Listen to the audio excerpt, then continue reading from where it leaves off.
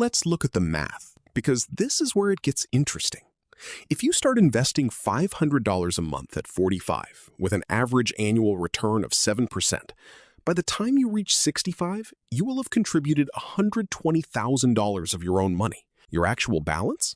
Closer to $260,000. More than double what you put in, just from growth alone.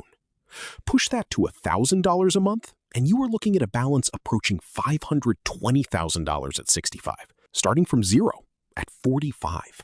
And here is something most people don't realize about that growth. It does not require you to perfectly time the market or chase hot stocks. In fact, trying to do that is one of the most expensive mistakes a late starter can make. When you feel behind, there is a temptation to swing for the fences, to take big risks to make up ground fast. That is a desperation trap, and it can set you back further than where you started. The smarter move is straightforward. Low-cost index funds that track the broad market.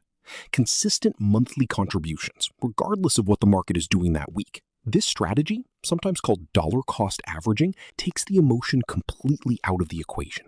You're not betting, you are building. Month after month, automatically, letting compounding do the heavy lifting.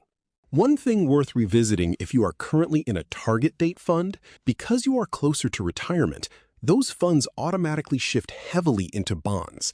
And bonds can be a serious drag on your growth. Over the last decade, a total stock market index fund returned close to 14% annually. A total bond market fund, under 2%. At 45, with 20 years ahead of you, you likely need more growth than a target date fund is designed to give.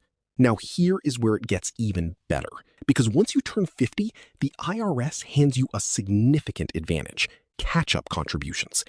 For 401k accounts, the standard limit is $23,000 per year, but at 50 and older, you can contribute an additional $7,500 on top of that. For IRAs, the limit jumps from $7,000 to $8,000. These limits exist because lawmakers understood that life gets in the way. The catch-up provision is the system acknowledging that late starters deserve a bigger on-ramp. And then there is Social Security, which most people treat as an afterthought, but shouldn't.